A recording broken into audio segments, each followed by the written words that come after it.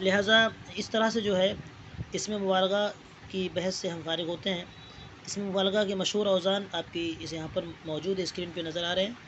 اس میں سے حاضر فعیل کا وزن ہے بہت ڈرنے والا، علیم فعیل، اور فعول عقول بہت کھانے والا، اور علیم یعنی بہت جاننے والا، اور عجاب یہ فعال وزن ہے بہت عجیب، فاروق یعنی فاعل کا وزن ہے بہت فرق کرنے والا، ضحکۃ ضحکۃ فعلۃ بہت ہنسنے والا، قیوم فعول ہمیشہ سے قائم، اور قلب فعل بہت پلٹنے والا، اس طریقے سے قلب فعل کے وزن پر قلب بہت پلٹنے والا۔ اس طرح سے اور بھی دوسرے طرف بھی اس کے اوزان موجود ہیں۔ تو یہ مشہور اوزان ہیں جو آپ کے سامنے، آپ عموماً آپ کو ایک ہی وزن معلوم ہوتا ہے، کون سا؟ فعال کا وزن یا فعیل کا وزن۔ دیکھیے یہاں پر اسم مبالغہ کی یہ مشہور اوزان ہیں، ان کو آپ دیکھ سکتی ہیں اور ان کو آپ یاد بھی رکھ سکتی ہیں، ذہن نشین کر لیں تاکہ کبھی بھی معنی کرنے میں آپ کو دقت نہ ہو۔ اس کے بعد دوسری گفتگو ہے ہماری اسم اعلیٰ کے تعلق سے، یہ بھی ہم نے آپ کو شیئر کیا تھا۔ اسم اعلیٰ کی تعریف کیا ہے؟ اسم اعلیٰ کسے کہتے ہیں؟ وہ اسم جو اس شے پر دلالت کرے جس کے ذریعے فعل واقع ہو، جس کے ذریعے فعل واقع ہو۔ اعلیٰ کے اندر ہمیشہ ذریعہ کا معنی ہوتا ہے، ٹھیک ہے؟ جیسے مفعل کرنے کا ایک آلہ۔ اب اسم اعلیٰ کی تین قسمیں، اسم اعلیٰ صغریٰ، اسم اعلیٰ وسطیٰ، اسم اعلیٰ کبریٰ، ہے نا؟ اسم اعلیٰ صغریٰ وہ جو کام کرنے کے چھوٹے آلے پر دلالت کرے، وسطیٰ وہ جو کام کرنے کے درمیانے آلہ پر دلالت کرے، اور اسم اعلیٰ کبریٰ وہ جو کام کرنے کے بڑے آلے پر دلالت کرے۔ تو اس طرح تین اوزان آتے ہیں اسم اعلیٰ کے، اور تینوں کو بنانے کا وزن طریقہ ہے جو آپ کی اسکرین پہ موجود ہے، دکھ رہا ہے، آپ اس کو یاد کر سکتے ہیں۔ اسم اعلیٰ صغریٰ بنانے کا طریقہ کیا ہے وہ موجود ہے، اور عموماً یہی استعمال ہوتا ہے۔ مفعل اور مفعلۃ اور مفعل، تین اوزان ہیں کس کے؟ اسم اعلیٰ کے۔ نمبر ایک، جس کو اسم اعلیٰ صغریٰ کا وزن ہے مفعل، اسم اعلیٰ وسطیٰ کا وزن ہے مفعلۃ، اور اسم اعلیٰ کبریٰ کا وزن ہے مفعل۔ مطلب چھوٹا آلہ ہوگا تو مفعل یعنی کرنے کا چھوٹا آلہ، مفعلۃ کرنے کا درمیانی آلہ، اور مفعال کرنے کا بڑا آلہ۔ تو بڑا کوئی آلہ ہوگا تو اس کو ہم مفعال سے تعبیر کریں گے، یعنی اس وزن پر لائیں گے۔ درمیانی حجم کا اگر آلہ ہے تو اس کو ہم مفعلۃ کے وزن پر اس کو لائیں گے، اور اگر چھوٹا سا کوئی آلہ ہے نا، تو اس کو جو ہے ہم کس کے وزن پر لائیں گے؟ مفعل کے وزن پر لائیں گے۔ یہ مطلب ایک قیاسی طریقہ ہے، لیکن کبھی اس کے برعکس بھی ہو سکتا ہے، آگے پیچھے بھی اہل عرب سے جیسا سنا جائے گا، جس طور پر ان کا استعمال وہ کریں گے وہ ٹھیک ہوگا، اور وہ ہمارے لیے حجت اور دلیل بھی ہوگا کہ ہاں انہوں نے استعمال کیا۔ تو اگرچہ مفعلۃ کا وزن وہ بڑے آلے کے لیے استعمال کر لیں یا سب سے چھوٹے آلے کے لیے استعمال کر لیں، اگر وہ سنا گیا ہے اور وہ وزن انہوں نے استعمال کیا کسی کے لیے تو وہ رائٹ ہوگا، درست ہوگا، کیونکہ وہ ان کی زبان ہے، ان کو حق ہے استعمال کرنے کا، اور جب وہ استعمال ہو جائے گا تو ہمارے لیے وہی دلیل بن جائے گی کہ اہل عرب سے ایسا سنا گیا ہے، سمجھے نا؟ تو یہ تینوں اوزان ہیں، ان کے بنانے کے طریقے آپ کی اسکرین پہ موجود ہیں، آپ اس کو یاد کر سکتی ہیں، بنانے کا طریقہ دیکھ سکتی ہیں، دیکھیں گی اور یاد کر کے آئیں گے انشاءاللہ آپ۔ اس کے بعد جو ہے اب یہاں پر تو یہ ہوا اسم اعلیٰ بنانے کا کے جو طریقے ہیں وہ آپ کو اوپر موجود ہیں، آپ اس میں سے یاد کیجئے۔ سب سے اہم بات جو ہے وہ یہ بتانا ہے کہ اسم اعلیٰ ثلاثی مجرد سے اسم اعلیٰ یہ تین اوزان ہیں جو ہم نے بیان کیے، لیکن اگر ہم کو اسم اعلیٰ کا معنی لینا ہے ثلاثی مزید فی سے تو کیسے لیں گے؟ اسم اعلیٰ کا معنی اگر ہم ثلاثی مزید فی سے لینا چاہتے ہیں تو اس کے لیے ہمیں کیا کرنا ہوگا کہ آیا ہم ثلاثی مزید فی سے اسم اعلیٰ کا معنی لے سکتے بھی ہیں یا نہیں؟ تو اس کا جواب ہے، اگر سوال کرے کہ لے سکتے یا نہیں، تو جواب ہوگا کہ بالکل اسم اعلیٰ کا معنی ثلاثی غیر ثلاثی مزید فی یا ثلاثی مزید فی سے بھی لیا جاتا ہے اور لیا جا سکتا ہے، یا یوں کہہ لیجئے ثلاثی مزید فی نہیں بلکہ رباعی وغیرہ بھی اس میں شامل ہے۔ غیر ثلاثی مجرد کہہ لیجئے، ثلاثی غیر ثلاثی مجرد کا مطلب ثلاثی مجرد کے علاوہ، اس میں علاوہ میں ثلاثی مزید فی بھی آ گیا، رباعی مجرد بھی آ گیا، رباعی مزید فی بھی آ گیا، یہ سب آ گیا غیر ثلاثی مجرد میں۔ تو غیر ثلاثی مجرد سے اگر آپ کو اسم اعلیٰ کا معنی لینا ہے تو کیا کرنا پڑے گا؟ کچھ نہیں کرنا پڑے گا، صرف اور صرف کیا ہے، ایک مصدر مرفوع لانا پڑے گا آپ کو جو معرف باللام ہو، معرف باللام مصدر مرفوع سے پہلے ما بہی کا اضافہ کر دینا ہے، اس کا اضافہ کرنا ہے ما بہی، ماں کا مطلب جو، بھی کا مطلب وہ ہا ضمیر کا مرجع، ہا ضمیر بھی لوٹے گی ماں کی طرف، یعنی جس کے ذریعے. اب اس کے بعد کیا لانا ہے؟ وہی کیا ہے جس سے آپ اس میں اعلیٰ جس کا آپ بنانا چاہتے ہیں وہ اس کا مصدر لانا ہے آپ کو. مصدر مرفوع معرف باللام ہو، رفع کے ساتھ آئے گا اور اس پر الف لام اس پر داخل ہوگا. جیسے کہ آپ کی کتاب میں موجود ہے الاستنصار، ہے نا. تو اب ہو جائے گا ما بھی الاستنصار، یعنی جس کے ذریعے سے مدد ہو. تو یعنی گویا کہ معنی ہو گیا مدد کرنے کا آلہ، یعنی وہ چیز جس کے ذریعے سے مدد ہے. جس کے ذریعے سے مدد ہوگی وہی کیا ہوگی؟ مدد کا آلہ بنے گی. ٹھیک ہے. اسی طریقے سے ما بھی الامتیاز، یعنی وہ چیز جس کے ذریعے سے امتیاز ہوتا ہے، فرق ہوتا ہے ایک دوسرے میں، تو اس کو بولیں گے امتیاز کرنے کا، یعنی فرق کرنے کا آلہ. تو فرق کرنے کا آلہ تو ما بھی الامتیاز. ٹھیک ہے. اس طریقے سے ما بھی آپ کہہ سکتے ہو ما بھی الاستعانت، جس کے ذریعے سے مدد ہو. ٹھیک ہے. سمجھ بنا لیں گے سب لوگ. رباعی سے لانا چاہتے ہو تو رباعی میں کیا ہے؟ بعثرہ ہے. بعثرہ یبعثر بعثرتن، تو آپ یہ کہہ سکتے ہو ما بھی البعثرۃ. تو جو بھی مصدر ہوگا اس غیر ثلاثی مجرد کا، آپ مصدر لائیے، اس سے پہلے اس میں الف لام یعنی معرف باللام مصدر لائیے، معرف ہو اور وہ مرفوع ہو، اور اس سے پہلے ما بھی کا اضافہ کر دیجئے. اس میں اعلیٰ آپ کا تیار ہے. بہت زیادہ کچھ کرنے کی ضرورت نہیں ہے. ٹھیک ہے. اور اس میں اعلیٰ میں بھی تذکیر اور تانیث کا کوئی فرق نہیں ہوتا. ٹھیک ہے. ایسا نہیں کہ آپ مفعل کا مطلب ہے کرنے کا ایک مذکر اعلیٰ، اور مفعلۃ کا مطلب ہے کرنے کا ایک مؤنث اعلیٰ. نہیں، مفعلۃ یا مفعل دونوں ہی کیا ہے؟ اس میں اعلیٰ ہیں، اور دونوں کا مطلب ہے بس کرنے کا اعلیٰ. بس یہ ہے کہ مفعل چھوٹے آلے کے لیے وضع ہے، اور مفعلۃ کی جو وضع ہے وہ بڑے آلے کے لیے، مطلب اس سے بڑے درمیانی آلہ کے لیے ہے. تو اس میں بھی تذکیر و تانیث کا فرق نہیں ہوتا ہے، اور آپ کو بھی نہیں کرنا ہے. ٹھیک ہے. اس میں اعلیٰ کی بحث کمپلیٹ ہو گئی. واضح ہے گفتگو؟ کسی کوئی سوال ہے؟ حضرت مؤنث سماعی اور قیاسی میں کیا فرق ہے؟ ہاں، مؤنث سماعی مؤنث سماعی اور مؤنث قیاسی میں جی واضح کر دیں. قیاسی اور سماعی پہلے آپ سمجھ لیجئے. مؤنث سماعی اور قیاسی تو آپ کسی میں بھی لگا سکتے ہو اس کو، سماعی قیاسی. یہ تو مؤنث کی آپ بات کر رہی ہیں. اور جیسے میں نے کہا کہ اس میں اعلیٰ، اس میں مبالغہ سماعی اور قیاسی کسی میں بھی. قیاسی کا مطلب ہوتا ہے قاعدے کے مطابق، قانون کے مطابق، قانون نحوی یا صرفی کے مطابق جو چیز ہوگی، جو لفظ ہوگا، جو ورڈ ہوگا، اس کو بولیں گے قیاسی ہے یہ. ٹھیک ہے. اور سماعی کا مطلب ہوگا جو اہل عرب سے سنا گیا. تو اب مؤنث میں آپ نے سوال ہے آپ کا کہ مؤنث سماعی اور قیاسی میں کیا فرق ہے، یعنی کیا چیز ہے.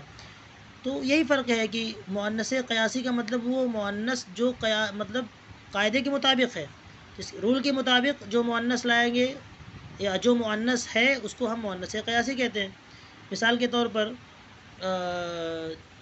پر عالم، تو مجھے بتانا ہے کہ عورت عالم کے بارے میں صفت لانی ہے، تو میں لاؤں گا عالمتن، تا کا اضافہ کر دوں گا. تو یہ تا لگا کر کے عالم یعنی مذکر کو مؤنث بنایا میں نے، تو یہ قیاسی ہے، مؤنث قیاسی ہو گیا. یہ کیا ہے؟ یہ مؤنث قیاسی ہے. میں نے قاعدے کے مطابق کیا کیا؟ اس کو بنایا. ہاں ٹھیک ہے. مؤنث قیاسی ہے. کسی کا نام جو بھی ہو، جیسے زینب، یہ بھی کیا ہے اس کے اندر تایتانی سے، یہ بھی قیاسی ہے. کیوں؟ اس لیے کہ یہ عورت ہی کا نام ہے، کسی خاص ذات جو عورت ہے اسی کا نام ہے، تو وہ بھی قیاسی میں آئے گا. تو جو چیز مطلب بالکل عقل کے مطابق ہو، سمجھ میں آئے، قاعدے کے موافق ہو، قاعدے کے موافق کوئی کہہ لیجئے، قاعدے اور قانون صرفی کے مطابق ہے یا نحوی کے مطابق ہے، اسی کو ہم کہیں گے مؤنث قیاسی. اور مؤنث سماعی جس کے اندر کوئی مطلب کوئی قاعدہ ہی نہیں ہو، بس اہل عرب سے سنا گیا ہے یہ مؤنث، تو اس لیے مؤنث استعمال کرتے ہیں. جیسے کہ لفظ اردن کیا ہے؟ زمین، یہ مؤنث ہے. اس کے اندر کیا ہے؟ نہ تانی سے نہ کچھ ہے. کس وجہ سے ہم اس کو مؤنث کہیں؟ کوئی قاعدہ نہیں ہے، لیکن اہل عرب سے سنا گیا. سماعن یہ مؤنث ہے، اہل عرب سے سنا گیا مؤنث، اس لیے اس کو مؤنث استعمال کرتے ہیں. تو جس میں کوئی قاعدہ نہ ہو، رول نہ ہو، ضابطہ نہ ہو، تو وہ جو ہے سماعی ہوگا، اور جو ضابطے کے تحت آ جائے، جو کسی رول اور قاعدے کے تحت آ جائے، تو وہ اس کو ہم قیاسی کہتے ہیں. ٹھیک ہے، سمجھ میں آ گئی بات؟ جی حضرت. جی. اب جو ہے لاسٹ میں آخری بات جو ہے، اس میں الگ گردان آپ کی دی ہوئی ہے، اس میں الگ گردان وغیرہ بھی آپ لوگ کیجیے گا. مفعلتن، مفعلتان، ہے نا، مفاعل، اس طریقے سے سب ہے. مفعل کی بھی گردان ہے، مفعلتن کی، پھر مفعال کی بھی. آخری بات جو ہے اس میں ظرف کے تعلق سے ہے، جو آپ کو بتایا گیا تھا. میرے خیال سے میٹنگ چونکہ ختم ہونے قریب ہے، دوسری میٹنگ جوائن کر لیتے ہیں تاکہ اس کو ہم کنٹینیو کر سکیں. ٹھیک ہے. جی حضرت. تو اب ہم چلتے ہیں اس میں ظرف کی طرف. اس میں اعلیٰ سے فراغت کے بعد اب اس میں ظرف کو جان لیتے ہیں انشاءاللہ، اور یہ تمام چیزیں آپ لوگ یاد کر کے کل انشاءاللہ سنائیں گے. ٹھیک ہے. اسکرین شیئر دیکھیے آپ کے سامنے، کتاب کھلی ہے. اس میں ظرف کی سب سے پہلے تعریف. اس میں ظرف کہتے ہیں کہ وہ اسم ہے جو کسی کام کے واقع ہونے کی جگہ یا وقت پر دلالت کرے. سب لوگوں نے اس کی تعریف بھی سنائی ہے، اکثر لوگوں نے، اور معلوم بھی ہے لوگوں کو، لیکن اچھے طریقے سے یاد رکھیں. اس میں وہ اسم جو کسی کام کے واقع ہونے کی جگہ یا وقت پر دلالت کرے، اسے اس میں ظرف کہتے ہیں. مثال دی یہاں پر، جیسے مضربن، مارنے کی جگہ یا وقت. اس میں ظرف بنانے کا طریقہ بڑا آسان سا ہے. ثلاثی مجرد سے پہلے فعل مضارع سے علامت مضارع حذف کر کے اس کی جگہ علامت اسم ظرف یعنی میم مفتوح جو ہے اس کا اضافہ کر دیں گے، اور لام کلمہ پر تنویر لگا دیتے ہیں. اس میں ظرف بن گیا. لیکن کبھی کبھی اس میں ظرف کا عین کلمہ مکسور ہوتا ہے، کبھی مفتوح ہوتا ہے. کبھی مفتوح ہے، جیسے مفعل، فعل یفعل، یفعل سے بنائیں گے تو مفتوح ہوتا ہے، کبھی کبھی مکسور ہوتا ہے. کہاں پر مفتوح ہوتا ہے، کہاں مکسور ہوتا ہے، یہ ہمیں جاننا ہے. تو اس کے لیے الف اور با کے طور پر انہوں نے وضاحت کی ہے کہ فعل مضارع مفتوح العین، مضموم العین یا ناقص ہو تو. ناقص کا مطلب ہے، ناقص کسے کہتے ہیں، جس فعل کا لام کلمہ حرف علت ہو. لام کلمہ حرف علت ہو. ایسے تو معطل کی 3 قسمیں ہیں، مثال، اجوف، ناقص. یعنی معطل فا، اگر فا کلمہ کی جگہ حرف علت ہو تو اس کو مثال کہتے ہیں، عین کلمہ کی جگہ حرف علت ہو تو اس کو اجوف کہتے ہیں، اور لام کلمہ کی جگہ حرف علت ہو تو اس کو ناقص کہتے ہیں. تو ناقص، ٹھیک ہے. تو اگر فعل مضارع مفتوح العین ہے، فعل مضارع، یا مضموم العین ہے، یعنی اس کا عین کلمہ مفتوح ہے یا عین کلمہ مضموم ہے، یعنی اس پر ضمہ ہے، یا وہ فعل ناقص ہے. اب وہ چاہے مکسور العین ہی کیوں نہ ہو لیکن ناقص ہو، ناقص مطلقاً، وہ چاہے مفتوح العین ہو یا مضموم العین ہو یا مکسور العین ہو، ناقص ہونا چاہیے. اگر ناقص ہو تو عین کلمہ کو فتحہ دے دیں گے، عین کلمہ کو فتحہ دے دیں گے. مثال دیکھو، یجمع سے مجمعن، ینصر سے عین کلمہ دیکھو وہاں پر مفتوح تھا تو فتحہ دے دیا، عین کلمہ کو میم. یہاں پر عین کلمہ کیا ہے، میم ہے، جمع سے ہے نا اصل مادہ، جیم میم اور عین، جمع. تو یجمع سے مجمعن. ینصر دیکھو یہاں پر ینصر میں عین کلمہ مضموم ہے، نصارہ سے ینصر، صاد کے اوپر نا سوارا، نا نون فا کلمہ ہے، صاد عین کلمہ ہے، اور را لام کلمہ ہے. تو صاد کے اوپر کیا ہے، ضمہ ہے، تو یہ مضموم العین ہوا.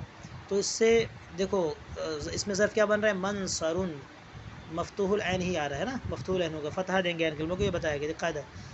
اور جیسے یدعو سے مدعن، دعوا یدعو، تو یدعو یہ ناقص ہے نا، دیکھو یدعو، دعوا واو جو ناقص ہے، حرف علت عین کلمہ کی، جی لام کلمہ کی جگہ ہے، تو اس سے کیا آتا ہے، مدعن. اصل میں کیا تھا، مدعون تھا، مدعون، لیکن وہی واو متحرک ماقل مفتوح واو کو الف سے بدل دیا. یہ قاعدہ معطل کا قاعدہ نمبر 7 ہے، جو انشاءاللہ آپ آئندہ پڑھو گے کہ کس قاعدے کے تحت جو ہے یہاں پر تعلیل ہو گئی ہے. تو کیا ہو گیا، مدعن ہو گیا، مدعن. ٹھیک ہے. چلیے اس کے بعد با جو ہے وہ کیا ہے کہ فعل مضارع اگر مکسور العین ہے یا مثال ہے، مکسور العین ہو کیونکہ وہاں مضموم العین مفتوح العین تو اوپر گزر چکا، اب اگر مکسور العین فعل مضارع یا پھر وہ مثال ہے، مثال کا مطلب میں نے بتا دیا کہ جب کہ فعل کا فا کلمہ کیا ہو، حرف علت ہو، تو فا کلمہ کی جگہ حرف علت ہو تو اس کو مثال کہیں گے، عین کلمہ کی جگہ ہو تو اجوف کہیں گے، لام کلمہ کی جگہ ہو تو ناقص کہیں گے۔ تو اگر وہ مثال ہے، اب وہ چاہے مفتوح العین ہو یا مضموم العین ہو یا مقصور، اس سے بحث نہیں ہے، وہ مثال ہونا چاہیے، وہ کلمہ مثال ہے۔ اگر مثال ہے ہاں، یا پھر مضاعف مکسور العین ہو یا مضاعف مکسور العین ہو۔ مضاعف کسے کہتے ہیں؟ یہ سب باتیں ابتدائی ہیں۔ مضاعف کسے کہتے ہیں کہ جس میں دو حرف ایک ہی جنس کے ہوں، یعنی ایسا کلمہ کہ جس میں دو حرف ایک جنس کے ہوں تو اس کو کہیں گے مضاعف، اور اس میں کیا ہوتا ہے پھر ایک کا دوسرے میں ادغام کر دیا جاتا ہے، وہ مضاعف ہے۔ تو ان تمام صورتوں میں عین کلمہ کو کسرہ دیا جائے گا، عین کلمہ کو، یعنی اس میں ظرف کے عین کلمہ کو کیا ملے گا؟ کسرہ دیں گے۔ جیسے یضربو سے مضربن ہے نا، ضربا یضربو، عین کلمہ یہاں مکسور تھا تو مضربن اس میں ظرف کا صیغہ مضربن آیا، ان کا نام پراپر کسرہ آیا۔ وقف یقف، یعنی وقف یوقف اصل میں تھا، اور یہ اس میں بھی تعلیل ہوئی ہے، معطل کی تعلیل ہے، وہ انشاءاللہ آپ اپنی جگہ پر جان لیں گی۔ یہاں بھی دیکھیے اس میں ظرف کیا ہے؟ موقفن، یعنی قاف جو عین کلمہ ہے اس کو کیا دیا گیا؟ کسرہ دیا گیا ہے، اس لیے کہ یہ کیا ہے؟ مثال ہے، واو حرف علت ہے جو فا کلمہ کی جگہ آیا ہے، ٹھیک ہے۔ اور یحلو سے محلن، حلا یحلو، یہ بھی کیا ہے؟ مثال ہے، حلا یحلو، تو یحللو تھا اصل میں، تو یہاں پر بھی عین کلمہ کو کسرہ دیا گیا ہے، دیکھیے۔ اور محلن، ہا کو، ہا عین کلمہ ہے، ہا لا لا، سوری ہاں، محلن، اچھا ہاں، یا حال کے مطلب بلکہ لام عین کلمہ ہے، یہ اصل میں تھا یحللو تھا، یحللو، تو لام عین کلمہ ہے اور لام ہی لام کلمہ ہے، دو لام ہے نا، دونوں لام اصلی ہیں، اور ہا دو لام، یہ دونوں کیا ہیں؟ تین حرف ہیں اس میں، تو یہ مضاعف ہے۔ تو یہاں پر اصل میں کیا ہو رہا ہے؟ محللن ہے، یہ محللن ہے، لیکن یہاں بھی وہ ہا جو ساکن ہے اس سے پہلے لام ہے، وہ تو دو حرف ایک جنس کو ہوں تو پہلے والے حرف کی حرکت کو نقل کر کے ماقبل کو دے دیتے ہیں اور ایک کا دوسرے میں ادغام کر دیتے ہیں، یہ قاعدہ ہے، مضاعف کا قاعدہ ہے، یہ بھی آگے انشاءاللہ پڑھیں گے آپ۔ تو اس قاعدے کے تحت ہا کی نیچے کیا آ گیا؟ کسرہ آ گیا، اور محللن تھا تو وہ کیا ہو گیا؟ محی ہو گیا، اور لام کلام میں ادغام ہو گیا تو کیا ہو گیا؟ محلن ہو گیا، تو یہ بھی محلن ہوا۔ تو اس طرح سے یعنی اس میں ظرف میں کیا کرنا ہے؟ فعل بنانے کا طریقہ یہی ہوا کہ فعل مضارع سے علامت مضارع کو حذف کر کے اس کی جگہ علامت اسم جو ہے، اس میں ظرف کی جو علامت ہے یعنی میم مفتوح کو لگا دیں گے، اور لام کلمہ پر تنوین لے آئیں گے لاسٹ میں، اور عین کلمہ کو کیا کرنا ہے؟ کبھی فتحہ دینا کبھی کسرہ دینا ہے۔ اگر اس کا مضارع مضموم العین ہے یا یا مفتوح العین ہے، اور یا پھر وہ کون سا فعل ہے؟ فعل ناقص ہے، تو اس صورت میں عین کلمہ کو فتحہ دینا ہے، ٹھیک ہے۔ اور عین کلمہ کو کسرہ کب دینا ہے؟ جب کہ مضارع مکسور العین ہو یا پھر وہ مثال کا صیغہ ہو یا مضاعف کا صیغہ ہو، تو اس صورت میں عین کلمہ کو کیا دینا ہے؟ بولو، کسرہ دینا ہے، ٹھیک ہے۔ اس کے بعد ایک فائدہ بھی ایسے ہی ایک شبہ کا ازالہ کیا گیا ہے، وہ آپ پڑھ سکتے ہیں۔ پھر جو ہے ثلاثی مجرد سے اس میں ظرف کا دو ہی وزن ہو گیا ہے نا، ایک مفعل بنا اور ایک مفعل بنا، دو وزن آتا ہے۔ اور جو ہے کبھی شے کی کثرت پر دلالت کرنے کے لیے اس میں ظرف جو ہے مفعلتن کے وزن پر بھی آ جاتا ہے نا۔ تو یہ جو ہے جو آگے تا لگی ہوئی ہے تا صورت میں اس کو تائے کثرت بول سکتے ہیں آپ، تائے کثرت، کبھی کبھی تا گول تا تائے وحدت ہوتی ہے اور کبھی تائے کثرت ہوتی ہے، جیسے کہ تفاحن کا معنی ہے سیب، اس کے لاسٹ میں ایک گول تا لگا دو گے آپ تفاحتن، تو اس کا مطلب ہو جائے گا ایک سیب، یہ وہ اس کو بولتے ہیں تائے وحدت، جو ایک عدد کو بتاتی ہے۔ اور کبھی کبھی وہی تائے کثرت ہوا کرتی ہے، جیسے یہاں پر دیکھیے مکتبتن، ایک مکتبن کا مطلب کتاب رکھنے کی جگہ، مکتبتن کا مطلب بہت ساری کتاب رکھنے کی جگہ، ٹھیک ہے۔ اس لیے آپ کے ڈیسک کو بھی مکتب بولتے ہیں، لیکن مکتبہ کہتے ہیں لائبریری کو جس کے اندر بہت ساری کتابیں موجود ہوں، ہے نا۔ اسی طرح مقبرن کا مطلب ہوتا ہے قبر کی جگہ، لیکن جب مقبرتن کا مطلب جہاں بہت ساری قبریں موجود ہوں، تو یہ تائے کثرت کے نام سے ہم اس کو جانتے ہیں۔ تو کبھی کبھی اس میں ظرف کے آخر میں یہ تا لگ جاتی ہے تو یہ وزن بن جاتا ہے، مفعلتن کا وزن بھی اس میں ظرف کے لیے آتا ہے جو شے کی کثرت پر دلالت کرتا ہے، ٹھیک ہے۔ اب یہ تو ثلاثی مجرد سے اس میں ظرف کا صیغہ ہو گیا مفعل اور مفعل، لیکن غیر ثلاثی مجرد سے اس میں ظرف کس وزن پر آتا ہے؟ تو اس کے بارے میں کہا ہے کہ اس میں ظرف جو ہے غیر ثلاثی مجرد سے اس میں مفعول کے ہی وزن پر آتا ہے، جو اس میں مفعول کا وزن ہوتا ہے وہی اس میں ظرف کا وزن ہوتا ہے، اور جو اس میں مفعول بنانے کا طریقہ ہے وہی اس میں ظرف بنانے کا بھی طریقہ ہے غیر ثلاثی مجرد سے۔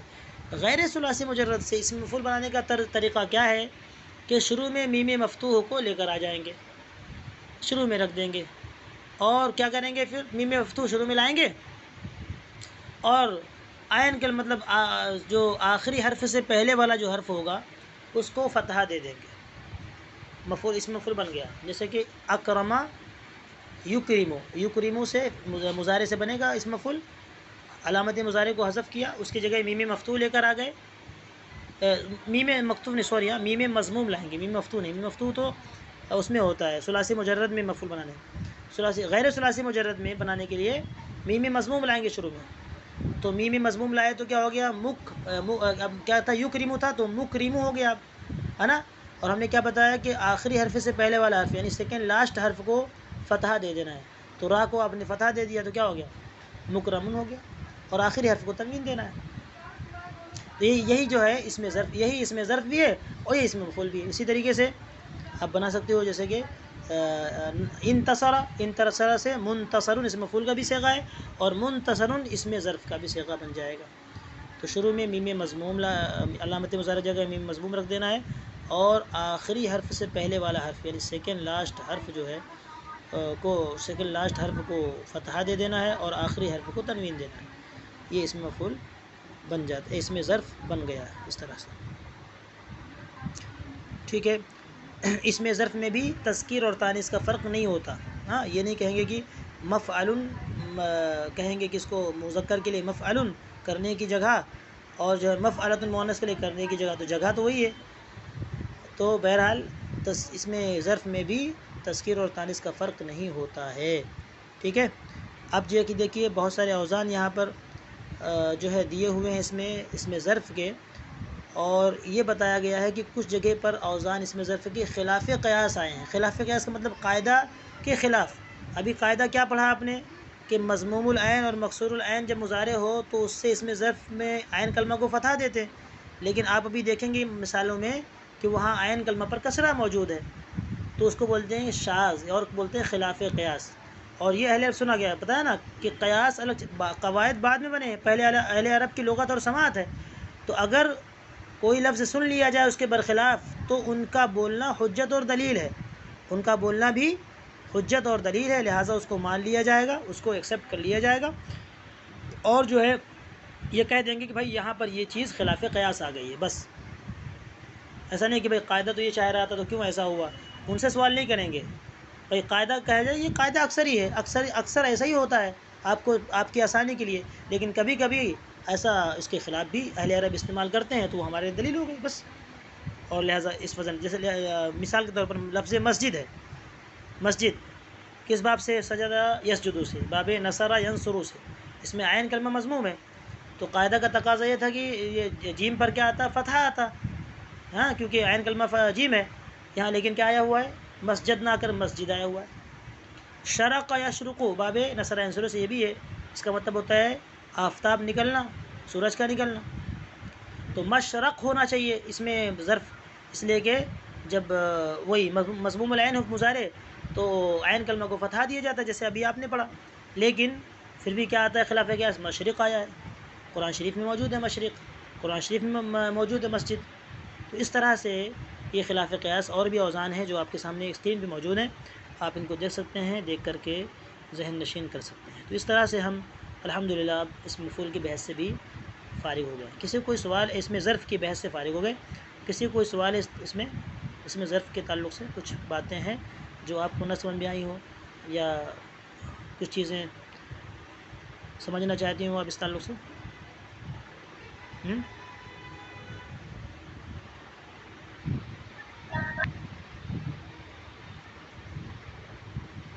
کوئی سوال تو نہیں ہے؟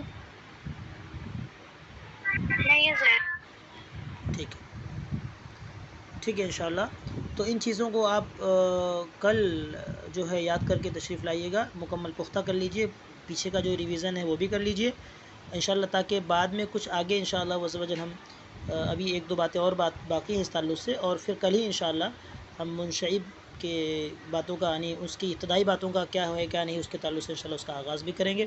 ٹھیک ہے، اچھے طریقے سے پڑھیں، آپ لوگ محنت سے پڑھیں، محنت سے تیاری کر کے آئیں. وقت بہت قیمتی ہے اور وہ کسی کا ساتھی نہیں، کسی کے ساتھ رکتا نہیں ہے. جس نے وقت کی قدر کی، وقت اس کی قدر کرتا ہے اور لوگ بھی اس کی قدر کرتے ہیں. اللہ تعالی ہم سب کو محنت سے پڑھنے کی اور جو ہے وقت کو صحیح استعمال کرنے کی توفیق عطا فرمائے. السلام علیکم ورحمۃ اللہ وبرکاتہ. وعلیکم السلام ورحمۃ اللہ وبرکاتہ.